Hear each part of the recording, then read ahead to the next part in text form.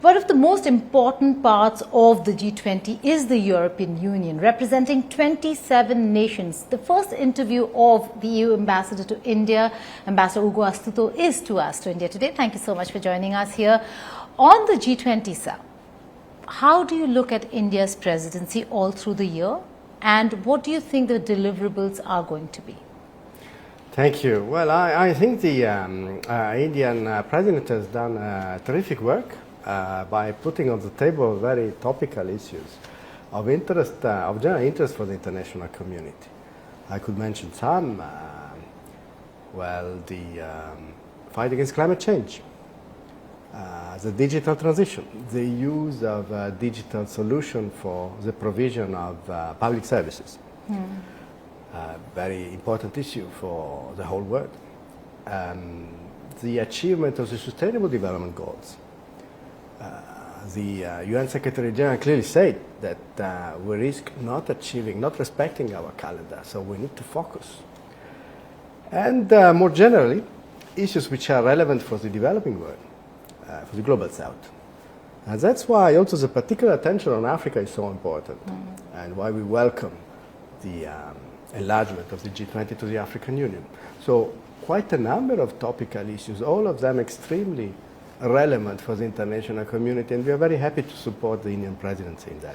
But the challenges have been many, Ambassador, sir. Since the Bali summit, where we saw consensus, a document come through, for India and India's presidency, there have been 19 ministerials, not a single joint communique or an outcome document with consensus. The Russia-Ukraine war is certainly an aspect, but also China. There are impediments and challenges.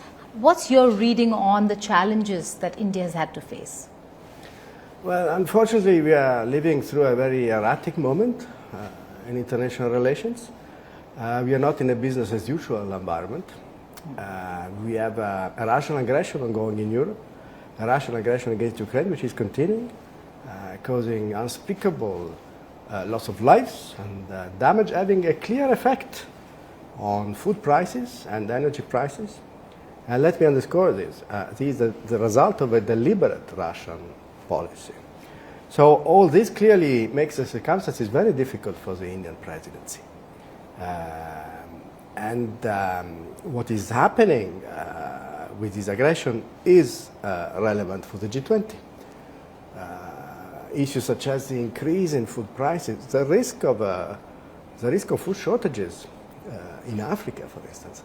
That's a very relevant issue also for the G20. So we cannot simply ignore the fact that we are living through a very particular moment in history. And unfortunately, the Indian presidency has to cope with that. These issues affect also the G20. Are you hopeful of a joint communique in all the negotiations that the European Union also sits through? There is no consensus when it comes to war, whether it is Russia or China. They have been objecting to it. Do you see somewhere over here when the Sherpa meeting gets over and the summit takes place that there could be a consensus? I think I will leave it to the Sherpas. Okay. Food and energy crisis you spoke of, but elaborate to us what could the G20 really do in ensuring security in the realm of food and energy when the world is grappling with the worst crisis ever? Well, I think it's important we look at the causes of the rise in food prices. And as I said earlier, this is the outcome of a deliberate Russian policy. We have seen now also Russia withdrawing from the Black Sea grain agreement. We see Russia bombing the Ukrainian ports and storage facilities. So there is a very deliberate action directing at making the steady supply of grains from Ukraine impossible. This affects a large number of nations, particularly poor nations, particularly in Africa. That's why, as European Union, we believe that the international community needs to come together and make it clear to the Russian leadership that it's not acceptable to resort to this sort of tactics. that we need to resume the Black Sea grain agreement. In the meantime, as European Union, we have been trying to help those most in need. We have set up the solidarity lanes, which means alternative routes for Ukrainian grain. And for the past couple of years, we have been increasing our aid, particularly to African countries, to face the scarcity of grain and the food crisis. How do you see climate change? You've said that climate change is an important aspect. India's presidency focused on it. But again, when it comes to the climate change ministerials, the climate ministerials, there was no consensus. There was differences of opinion on global south versus the west, on how are you going to deliver climate change. In that, where do you see the voice of the global south when it comes to climate change and their needs and their wants? Well, look, I think I refer here to the repeated calls of the UN Secretary General for the international community to come together. He said that climate change is an existential crisis for the whole of humanity. And that's very true. We are facing a situation where we are not going to respect the upper limit we set of an increase in global warming of 1.5 degrees. We risk assisting to a much higher level of warming in the coming years.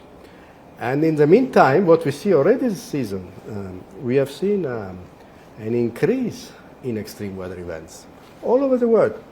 Nobody is exempted, be it Europe, Asia, everywhere. So I think the need is there for all of us to come together, to inject a sense of urgency also in our conversation, to increase the ambition of our reduction in emissions, and in parallel to address the needs of those countries that do not have enough finance available to implement the transition towards a greener energy mix. I think as European Union we have shown our commitment. We are the first provider of development aid globally and of climate finance. So we walk the talk. The role played by India is also very important. So we appreciate the initiative of the Prime Minister, the LIFE initiative. It's also important when it comes to individual behaviors. And what India has been doing in investing substantially on solar is very important, clearly. What India does in terms of reducing emissions is of fantastic importance for the rest of the world. So I think the European Union and India can and do work together to shape the global agenda towards a greener future. Finally, what are the hurdles and the deliverables that you're looking at the G20? Well, look, I'm afraid I cannot preempt the summit itself and the work of the Sherpas. So what I can say at this stage is that the European Union is a strong supporter of the Indian presidencies of its priorities. So we'll do our utmost to work towards a productive conclusion. And before I let you go, Ambassador, your delegation is due to visit. Any expectations from the EU-India relations? Well, I think we are going through a particularly happy moment in EU-India relations. The past few years we have seen great strides.